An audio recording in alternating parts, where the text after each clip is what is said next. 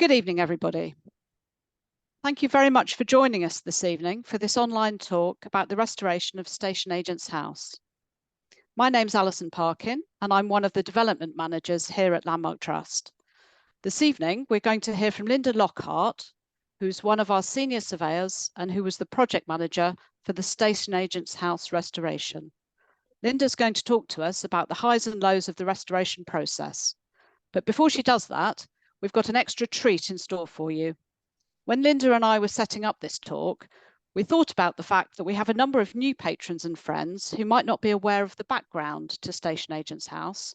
And so to put Linda's talk into context, we've invited our historian, Caroline Stanford, to set the scene for you by giving you a brief history of the house itself and how it fits into the fascinating history of the development of the passenger railway system in Manchester.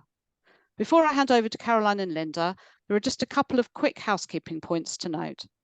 We're using auto captioning for the talk tonight. If you'd like to enlarge the captions, you can do that by using the transcript CC button at the bottom of your screen. On the other hand, if you prefer not to have the captions or you just find them really annoying, please feel free to turn them off by using the same button. There'll be an opportunity to ask questions after the talk, and if you have a question, you can submit it at any point by typing into the Q&A box at the bottom of the screen, and we'll do our best to get through as many as we can at the end of the talk. So I hope you're all sitting comfortably, and I'd now like to hand over to Caroline. Thank you very much indeed, Alison, and excuse the very broad grin on my face. The reason being that I'm at Shottersbrook, as you can perhaps see, and the Thursday evening bell ringing practice has just started. So I have a wonderful peal of bells in my ear. Whether you can hear it as well, I'm not sure, but anyway, hopefully not. Hopefully you can't. So let me just sort out my screen. Apologies. I'm doing something slightly strange here tonight. I'm not quite sure why.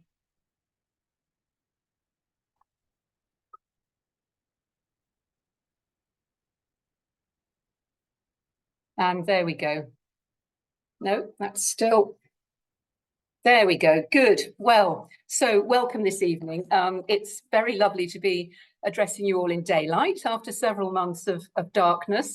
But here we are tonight, and my job tonight is really just to give you a very, very brief recap of its history before Linda brings you up to date on the restoration at the house.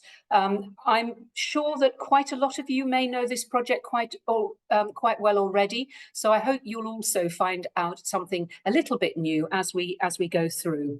So, as you know, we find ourselves in the heart of one of Manchester's most historic quarters, Castlefield. The Romans settled here first, then the cloth mills and the railways came, and now the amazing Science and Industry Museum site celebrates both Victorian ingenuity and present-day scientific genius.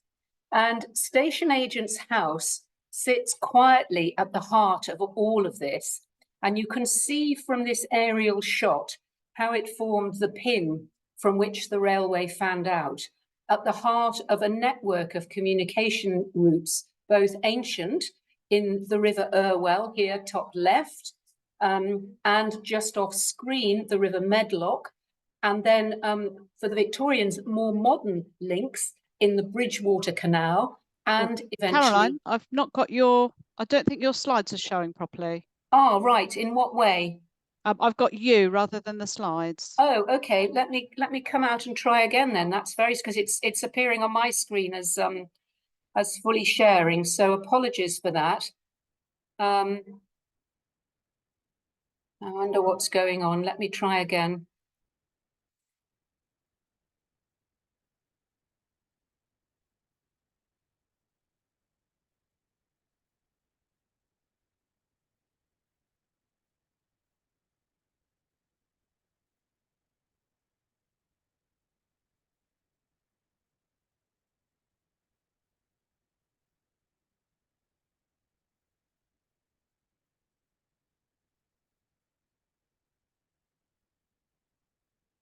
So have you got it now, Alison?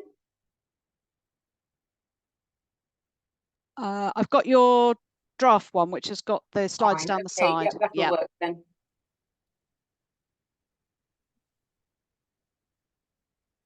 So that's perfect. Yeah, perfect. Thank you. I blame the bells.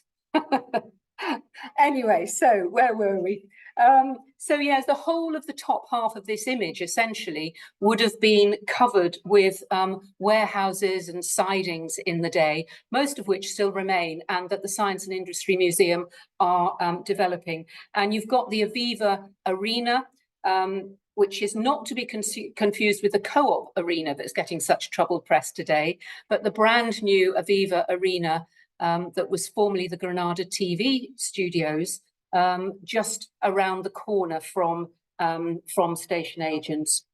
And since the 1980s, the museum that we now know as the Science and Industry Museum, part of the science group, has been restoring and regenerating the whole site into a world-class heritage site.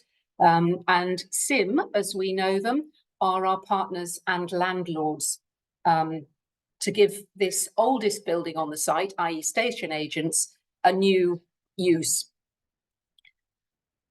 When the railway was built in the late 1820s, this house was the only building on a crucial piece of land that the railway directors had to buy to bring the railway into Manchester. And they decided to make use of it as the home for the first station agent, Joseph Green. And in those days, they called, in those early days, they didn't really have the vocabulary yet to explain what the various railway functions were. So we would probably call the station agent a station master today. But in 1830, he was known as the station agent, and his name was Joseph Green. A former dye master's house, so it's a very handsome, solid Regency house, and you see it here before restoration when it was still in need of a bit of TLC. When the Liverpool-Manchester Railway opened on the 15th of September 1823, it was the world's first purpose-built steam passenger line in the world. It's true that the Stockton and Darlington had opened in 1825, but there its trucks had to be winched back in one direction, and passengers hitched a ride on its goods wagons rather than having their own carriages. The opening was a grand day, marred only by the unfortunate and notorious death of William Huskinson, who was the local MP for Liverpool and was cut down by the rocket in the excitement of the day. George Stephenson's rocket engine had no brakes, so the only way it could stop was going into reverse. And unfortunately, that wasn't quick enough for poor William Huskinson. So the Duke of Wellington's carriage arrived at the high-level platform outside Station Agent's house in a rather subdued mood, 4 hours late. And the Duke himself, who was a very unpopular Prime Minister at that point, declined to get out.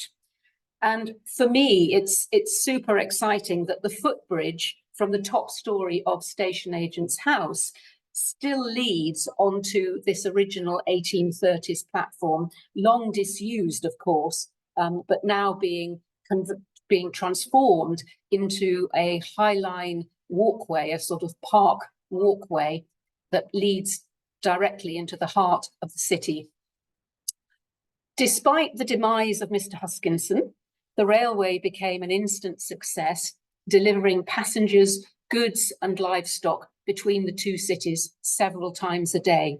And it was such a success that the decision was taken to extend the line to Hunt's Bank, closer to the centre, which in 1844 became the main Manchester passenger terminal. So in fact, our Liverpool Road station was only a passenger station for about 14 years. After 1844, it became an essential freight depot, shifting mountains of raw and finished goods to and from Manchester and the docks in Liverpool. And there's a wonderful set of watercolours by T.T. Bury that was published by the prolific Regency publisher Rudolf Ackermann in 1831 that brilliantly capture the station and the line in those very early heady days. And the slide you see here is an example and shows the variety of goods and transport that was pulled behind these early steam locomotives. So you can see that there's an early form of car transport. You could take your carriage along if you liked. We've got livestock, sheep, cows, a great load of something, who knows what, coal perhaps, barrels of beer, and at the top, the smart carriages for the passengers. So I'm going to show you now a few examples of these Ackermann, or the Bury watercolours rather. And this one shows the outlook from Station Agent's house, whose front wall is at the very far right of the picture. And you can see George Stephenson's Irwell Viaduct on the left and his Water Street Bridge on the right, the first ever flat girder iron bridge in the world, which had a sort of 2 colonnades of elegant Tuscan iron columns. And there's a facsimile copy of this Ackermann book in the building. So I'd like to spend my remaining few minutes just showing a few more of these images, because having just completed the history album, I'd like to highlight 2 themes that I know I would really enjoy reflecting on if I was staying at Station Agent's house. And those are engineering and radical politics. The Liverpool-Manchester line was built in just 3 years. And remember that this was an entirely new technology with challenges to overcome, both in infrastructure and in devising reliable rolling stock. And it's all too easy, I think, to imagine that a railway track simply runs along a nicely surveyed flat route. But this is not so. And as you see at the bottom here, there were quite a lot of inclines that these early engines had to navigate. They could cope with a certain amount of incline, but not a big one. And as you see at the bottom of this slide, the Liverpool-Manchester railway line had to navigate quite an undulating landscape. And it was more variable, in fact, than this diagram of the actual line as built makes it look. From the very start of the line in Liverpool, a 2-kilometre tunnel had to be bored under the city from Wapping Docks up a steep incline that was beyond the capabilities of the engines. And it was so steep that they had to be winched up on cables driven by steam engines for this first stretch. And the same was true of the first stretch of passenger line, which left from Crown Street in Liverpool. Both of these lines eventually emerged here at Edgehill Station, and the goods line came through the central arch that you see here, and the passenger line came out of the right-hand arch.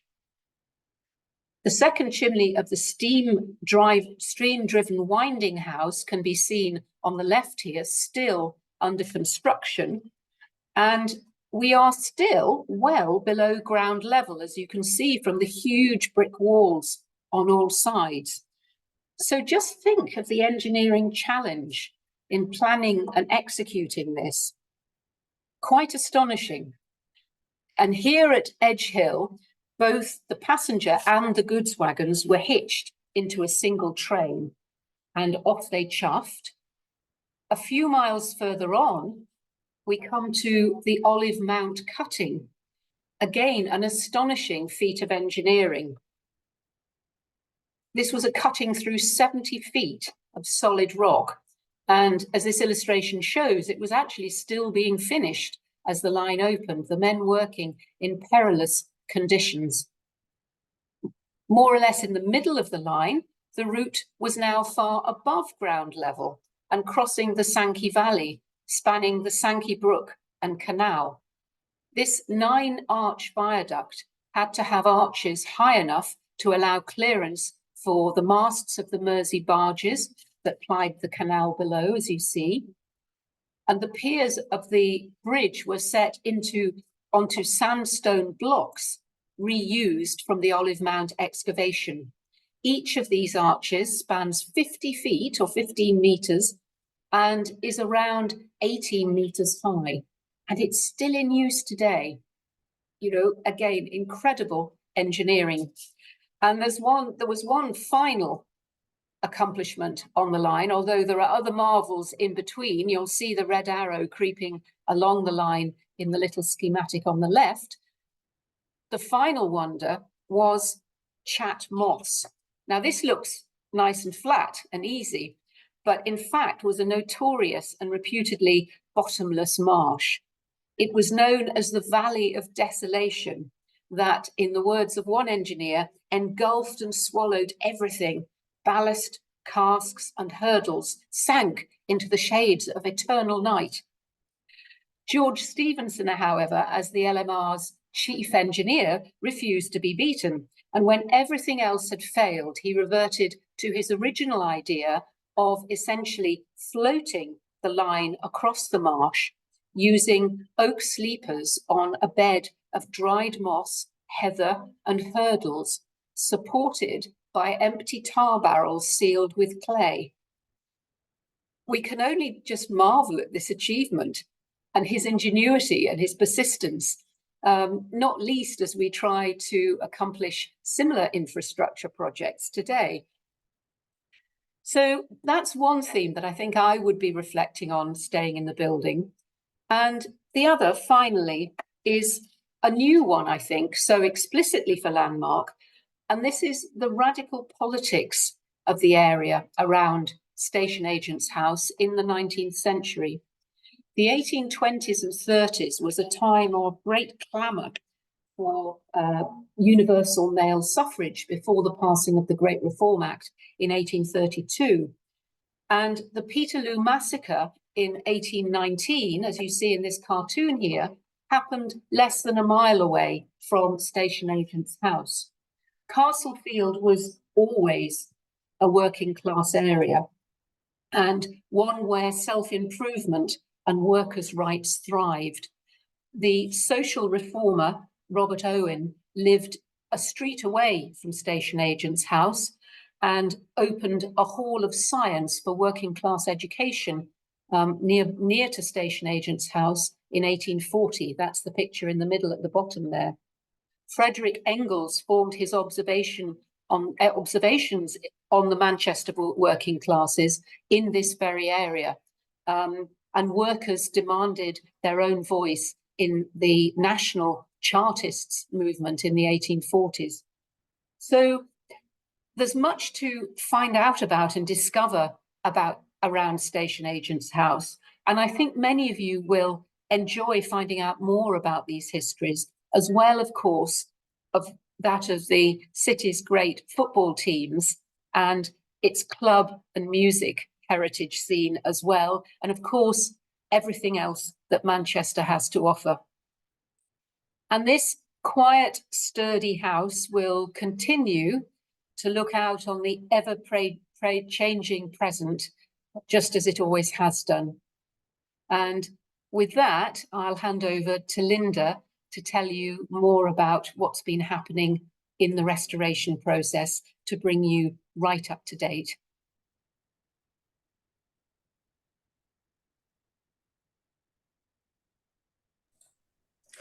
Thank you, Caroline, for that very interesting introduction. I think that will help you enormously in understanding where we're coming from here. Now, I'll just share my screen.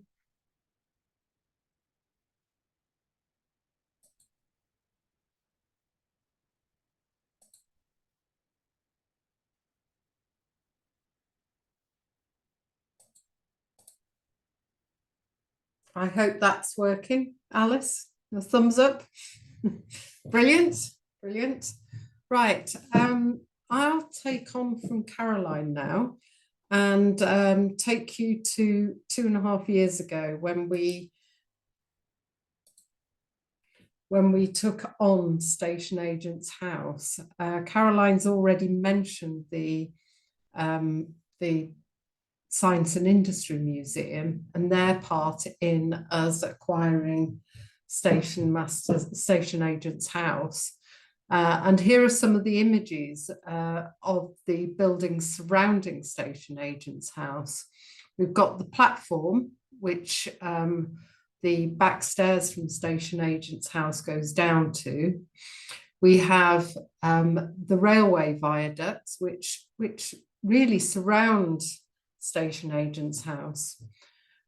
This is the first class booking hall and second class booking hall, and Station Agent's house is right at the very end there.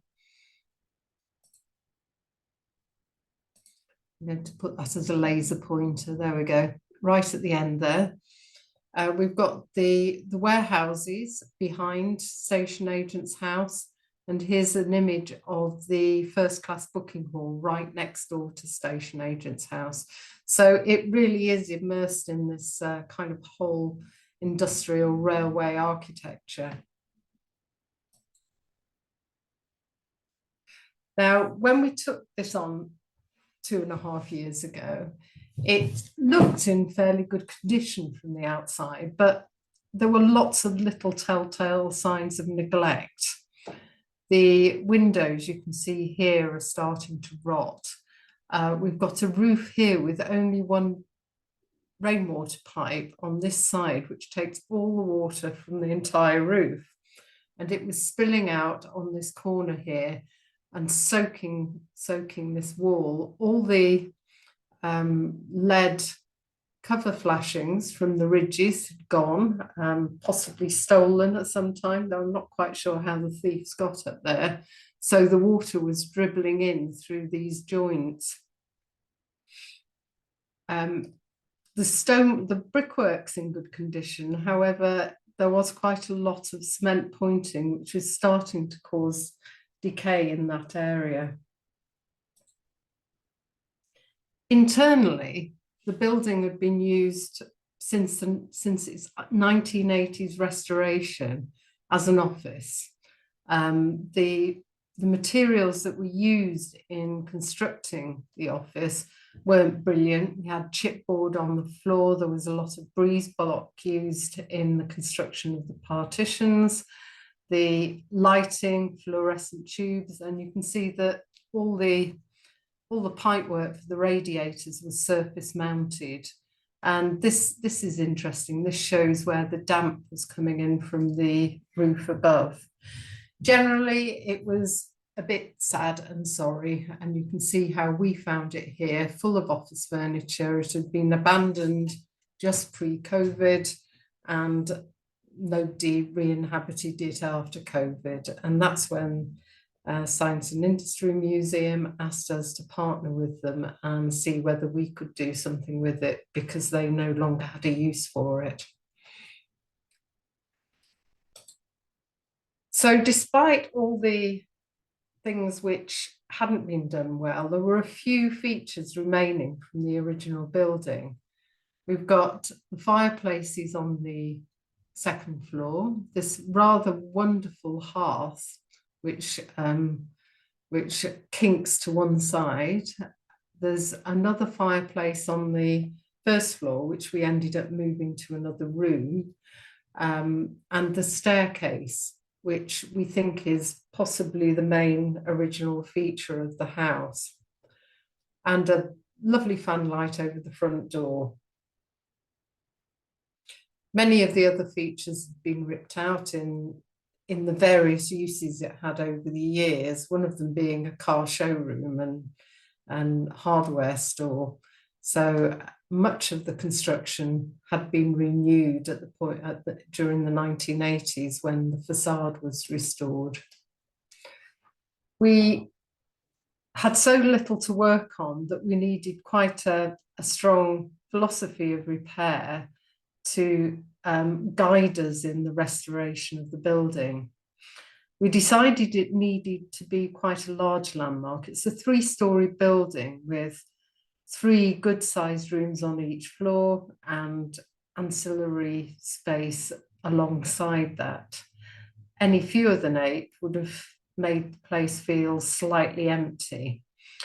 We wanted to preserve the external experience, the external appearance, which had been restored during the 1980s to quite a realistic interpretation of the drawings that had been available from those early sketches Caroline showed you. We knew that one of the things we really wanted to include in this was for accessibility. It's something Landmark are trying to build on a bit more, is making historic buildings accessible to a wider variety of disabilities. So we were looking here at making the whole property accessible to those in wheelchairs, independent wheelchair users, as well as many other sort of ambient disabilities. And to do this, we needed to install a lift. We had the space here to do that, and create a new entrance around the rear of the building because we were unable to put a ramp on the street frontage. The second thing we really wanted to ensure that we did with this building is have a high level of energy efficiency. So swapping the original gas central heating for something which was more sustainable. And we looked at heat pumps for that, and I'll go into that more detail later on. Now, to make it economical to put in heat pumps, we also needed to look at the heat loss of the building and improve that heat loss. And that I'll go into in more detail later too. Now, because so much of the original fabric had been lost and we had no records of what the interior would have looked like at the time that the first station agent lived there, that we decided to go for a more timeless contemporary interior. Now, that's a fairly open-ended idea, but it was something that we were able to work on once we appointed our architect. So 2 years ago, we appointed Andrew Wiles of Wiles Maguire in York as our architect for this project. He's done a lot of work for the Landmark Trust in the past. He's helped us with various repair and maintenance projects throughout the estate. But this is the first time we've appointed him to do a larger project. He's also worked a lot for the National Trust and done similar projects for them. So we worked with him on developing a design philosophy through the philosophy of repair that we created. And we were looking at taking inspiration from railway architecture, and much of what we did relates to a kind of 1930s station architecture. And you'll see that come through as I show you the development of the design and the actual construction work going ahead. Now, on the right-hand side of this slide, you will see a plan of the building. This is the ground floor, and this is the plan we developed for it. We didn't have to do much in the way of moving walls. Because it had been a domestic building, we were able to work with what we had. So we have our front door here, which leads into a hallway and a direct access straight into a small backyard. And as you can see, both front and rear yard had steps. So we needed to create an alternative entrance, which was level. So we did that by creating a new entrance around the back here and putting in a platform lift, which would take you up to the ground floor level. And at ground floor level, we created 2 bedrooms, a twin and a double, both of which would be accessible, and 2 bathrooms, one with an accessible shower and WC. Now, within this back room, which was subdivided, we were able to fit in a lift, which would take you to the first floor. And here's the original staircase, which we've left in its original place. Moving on to the first floor. This large space here had originally been 2 rooms in the original building, but the partition had been taken down, and we decided it should be left down. So we had a large contemporary living space which overlooked the street elevation. It's a very bright room. It's south facing and gets the sun every day. The only thing we did to try and subdivide it or give the spaces some definition is put an archway between the sitting room and the dining kitchen space. At the rear of the building is a rather lovely little sitting room, which we've used as a library. And we've been able to add another shower room on this floor, and a little accessible cloakroom, so that those who have come up in the lift don't have to go downstairs again to use the loo. This lift stops at the first floor. The second floor isn't accessible. Moving on to the second floor, here we've created 2 more bedrooms and a feature bathroom. The stairwell here originally had a Georgian wired skylight. We've taken that out and we've put an elliptical skylight in instead, which douses the whole of this stairwell full height with light, and has made a huge difference to the appearance of this space. Now, I'll take you through the repairs we've done on the building. We started off with the exterior. The first thing we did was strip the roof. I should probably say that we appointed a contractor called Walker Conservation to do this work. They're a local building contractor and they have most trades in-house, and they're excellent craftsmen, and while they haven't worked for us before, they've done an awful lot of work for the National Trust.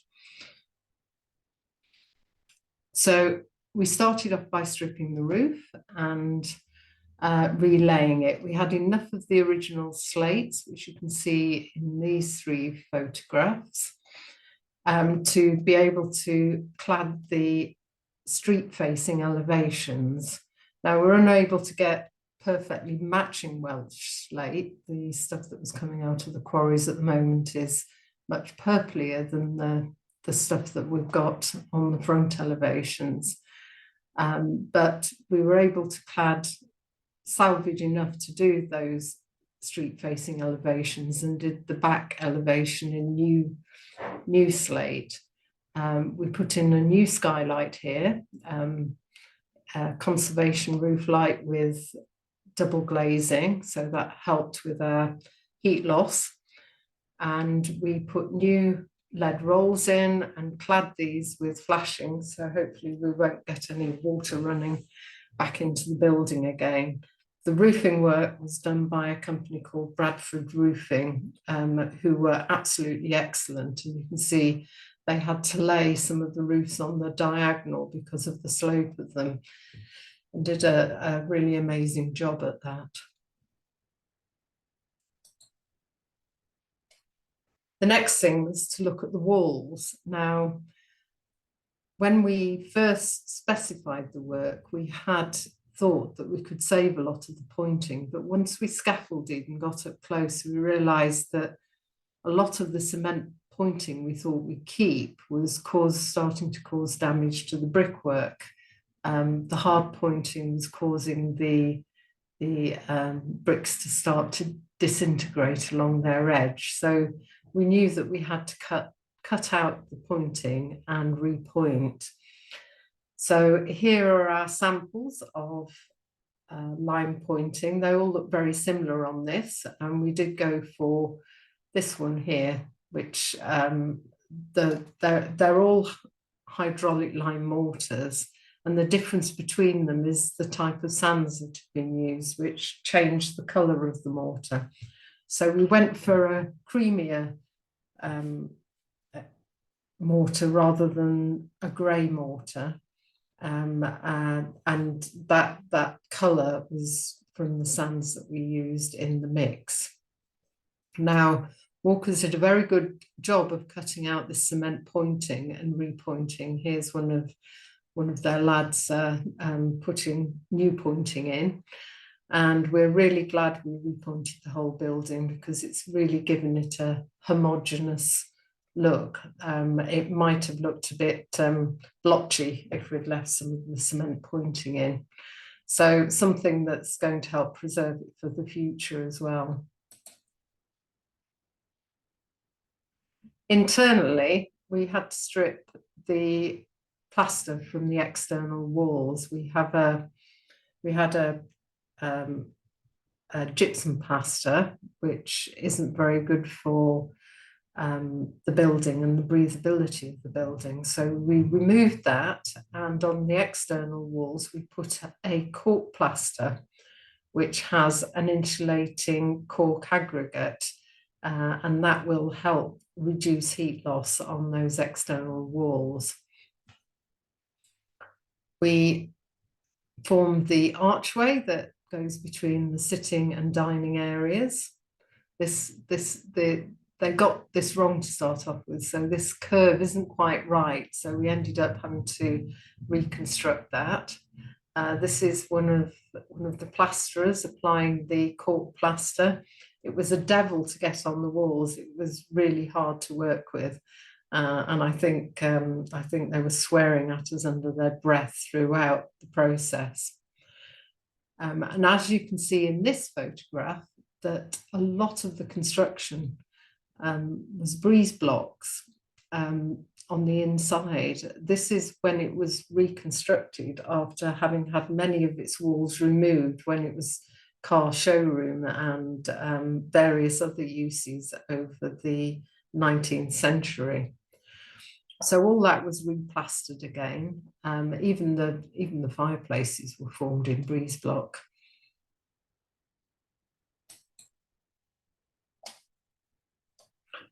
So windows, the windows, a lot of them were not in the best condition. They were fitted in the 1980s. They were single glaze. The quality of the windows wasn't brilliant. So we decided the best way to improve our heat loss was to double glaze, and we ended up replacing the windows with new double glazed units, which were made to a very high quality. And this is the contractors fitting one of our new double glazed windows. They're very well sealed, very well engineered with spring rather than weighted sashes. This is the roof light going in. Now you can see the outer roof light here, which was the double glazed conservation roof light. And on the inside here, we constructed a metal framework for the lantern at the top of the stairs. Here it is finished. So we've used an obscured glass with a timber frame planted on the surface.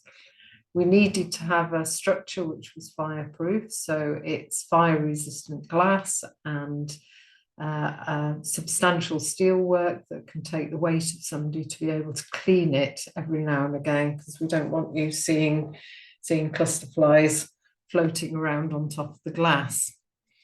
So this has all been fireproofed as well. So this created a new feature which lights the whole of the staircase and has made quite a difference to the appearance of that space. So the staircases and flooring, I'm showing you here, most of the original flooring, or the flooring that we found, was chipboard. So we took that up, and in the bedrooms and side rooms, we reclad that using pine boarding, which we've stained and waxed. And in the principal floors and in the entrance halls, we've used a parquet, which kind of fits in with that theme of the kind of 1930s railway. And it gives a bit of character to the room. The contractors had a real devil of a time trying to lay that. The floor was very uneven. We had these big blocks of parquet oak to put in, so that took an enormous amount of time and was a bit of a jigsaw for the contractors. The main staircase, the floor had a carpet on it, and we removed the carpet only to find that it was covered with a very thick gunky glue. We ended up having to get a specialist company in to remove it because the usual sandpapers, Nitromore strippers, nothing we could find would remove it. So it took about 3 hours for each step to remove all the gunky glue from it, but I think it was worthwhile. The results are really quite good, and it's great to have that wood revealed again. A new section of staircase from the basement, or the level access up into the ground floor area here, and our only area where we've got solid flooring at that lower level. We've used a quarry tile on the floor there, the entrance. The bathrooms, we used we took a theme of that kind of 1930s railway and chose a rather jolly metro tile pattern with a pea green stripe in it, and it's really lifted the shower rooms. And on the top floor we've had the room to put in rather a nice feature bath. And what's wonderful about this is if you sit in this end, you can sit and watch the trains go past on the high level viaducts. We put shutters in now, so you can you don't have to sit in full display, but if you want to, you can fill your bubbles up and wave at the passengers as they go past. Kitchen. Again, we wanted something slightly different here, so we designed a kitchen which is constructed of plywood, again something that was used a lot in the Art Deco 1930s period, and used various colours and stains of it to give a bit of variety to it. So slightly different from the normal landmark traditional kitchen. And here's some pictures of it under construction in the workshop. It wasn't made by our Honeybourne workshop this time. They were too busy constructing the kitchen for Carverley, which is in itself a work of art, and no doubt I'll be showing you some slides of that in the next few months. But this one was made by Walker's own joinery workshop. It took some time to make, but the quality we think is quite high. So these two pictures are showing it being constructed in the workshop. This is us selecting the colours for the various shades of plywood, matching them to the floor. And unusually, we've picked a laminated worktop on plywood in our pea green, similar to the colour of the tiles in the bathroom. Colour scheme. Now, I worked with John to select the colours for this, and we've selected a variety of sort of greens and pinks and lilacs, all popular colours from the 1930s. And the pictures you see here are me going around with John and looking at curtain fabrics and the types of curtains we think would look best in the space. These are the bedrooms here and here. This is the feature bathroom with its pea green matchboard panelling, and this is the fabric that we were looking at for the sitting room. This is eventually what was chosen for the curtains, and I got photographs through them today, so you're privileged, you're going to be the first people to see photos of station agent's house furnished. The staircase itself, being the only Georgian feature in the building, we've highlighted that by painting the stairwell in a stone colour, and we've picked out the balustrades in a dark railings colour to make them look a little bit more like a kind of iron handrail. And we think that that's worked quite well as a feature here. So this is some of the photographs of the work nearing completion.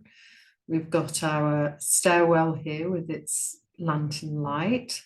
This is the archway in the sitting room, which with its final well-constructed curve and a architrave around that, and the floor's been laid at this stage and ready to be varnished, similar for the bedrooms here, and of course our feature bathroom in the centre there.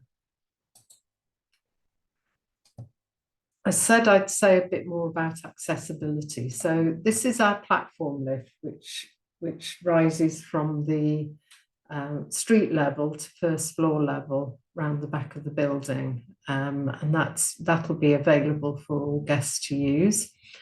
And that takes you into a little cloakroom area and round the back of the house. We've put in 2 accessible bathrooms, one accessible bathroom and an accessible cloakroom on the first floor level, with these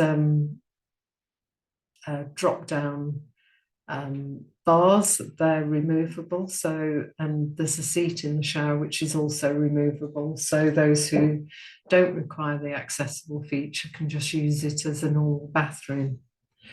One thing I didn't say previously is the kitchen is designed to be accessible. See from this elevation here that there's a space underneath the sink, so you can roll a wheelchair directly underneath there. The oven's at a higher level, so and with the side, well, it's a slide and hide oven, similar to the ones they have on Bake Off, with a little drawer at the bottom with a heat-proof mat on it, so you can pull that drawer open. You can put your baking or cooking on that before having to lift it onto the worktops. The island unit is at a slightly lower level, and that's got the hob on it, so it's not as high as your normal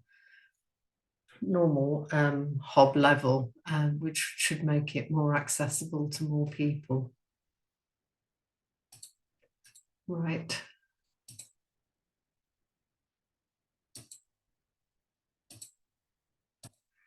The accessibility, we've also looked at things like dining tables and making sure that you can wheel a wheelchair underneath the dining table, and that there's enough space around furniture to maneuver easily if you have a frame, a walking stick, or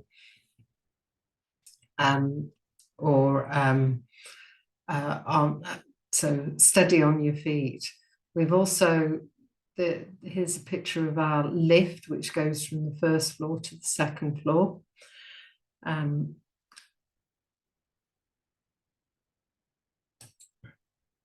And on to sustainability. We've put in an air source heat pump system, and these radiators here are specially designed to be used with an air source heat pump.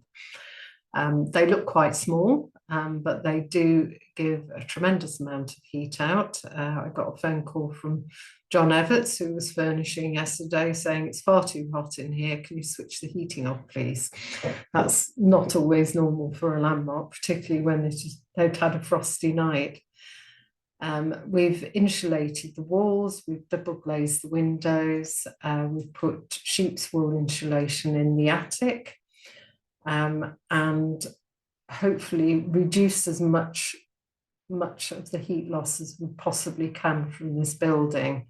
And it seems to be working very efficiently on our 2 heat pumps.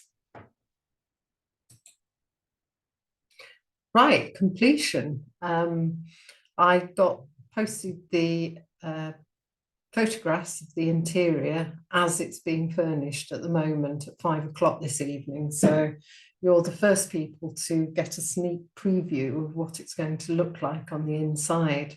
On the outside, it looks very similar to what it did before. Just the damp patches have gone, we hope, and the windows are decorated, and we have a nice new shiny front door.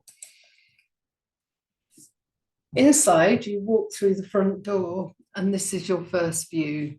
The bottom of the staircase, the rear door, and through into the bathrooms there and the staircase. You come up to the first floor, and there's a little seat on the landing there, and lots of nice pictures of railway scenes. This is the kitchen, our plywood kitchen. It's now fully installed. The light fittings are still waiting to be put up, but they'll be put up in time for the opening events in the next couple of weeks. We've got the dining table and the sitting room beyond. And another view showing our dining table, dresser and sitting area.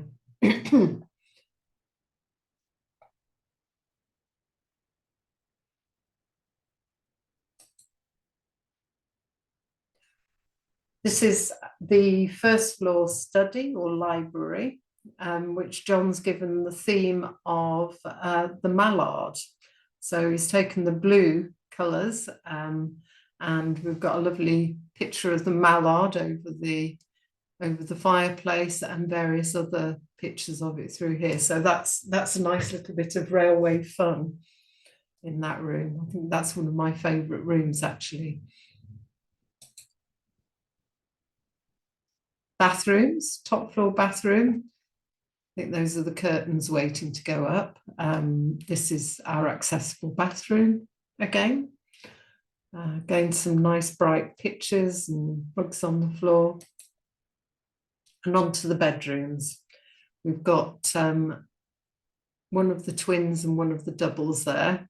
Still unmade, I'm afraid, but it gives you some idea of the feel of the place, with the Art Deco style bed heads and lined furniture that's been used throughout. And our arsenic green bedroom with its leather armchairs, still awaiting its curtains, I'm afraid. But we should have those in the next few days. And finally, our cleaning team. So it's all down to them now to get it all up and ready for our opening events and the first guests. And that's the end of my show for today. So I'll stop sharing. And if there's any questions, I can answer those now. Thank you very much, Linda and Caroline. That was absolutely fascinating. I'm blown away by the photographs. I'm really excited to go and look at the building in a couple of weeks' time. I just can't wait. Right. It looks incredible. We've got a couple of minutes for questions. There's a question. Can you tell us a little bit more about the heat pump, how that works, and why you chose that source of heating? Right. Heat pump extracts hot heat from the atmosphere, and through quite a scientific process of gases, it transfers that heat into a storage tank, a heat store, and heats the water up, which is then circulated for the domestic hot water, so it comes out the shower, and for the heating. Now, it runs on a much lower temperature than a traditional heating system. So if you put your hand over the heater, you don't get that radiant heat that you get off a normal radiator. It's hot air that is circulated through the building, and the more hot air you use in the building, the more it draws the heat out of the atmosphere through the heat pumps. I'm not sure if I've made it any clearer, but what it does tend to do is you put 1 part electricity in and you get 3 times the amount of heat out, 3 or 4 times the amount of heat out. So it's more efficient than a traditional electric heating system or gas system. So we're using much more energy, much less energy to provide our heat and hot water. Oh, very interesting. Thank you. There's a question here for Caroline.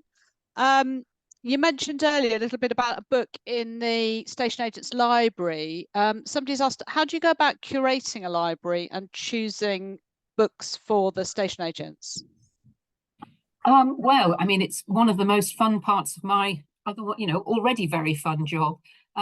It happens organically, really, throughout the process of researching the building. There will be, books that I know I will find useful in writing up the history album, and also just spending a bit of time in the area, thinking about the area. Other themes come up that aren't necessarily building related, but which I feel would be something I might like to flick through on holiday, and also things like looking out for a few good reads that again would be relevant to that area. So yeah, it happens from the very beginning of working on a project, and then there's usually a kind of gallop to the end where I sort of suddenly start gathering the ideas I've had as the months have gone by. Thank you. I think we've got time to one final question. Somebody's asked for Linda, have you used any other wall insulation in addition to the cork plaster?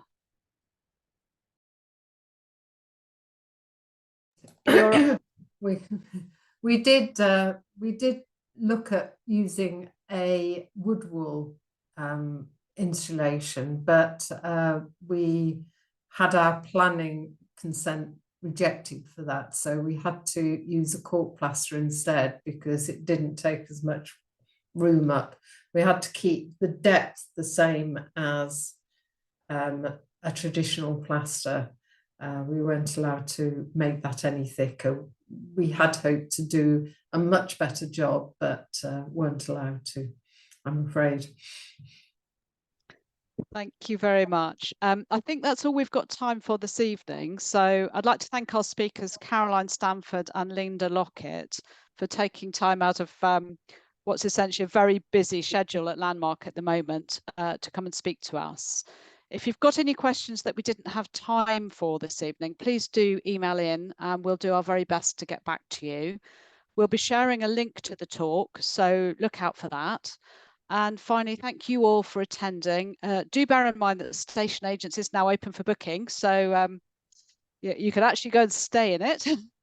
Have a lovely rest of your evening, and we look forward to seeing you all again soon. Thank you very much.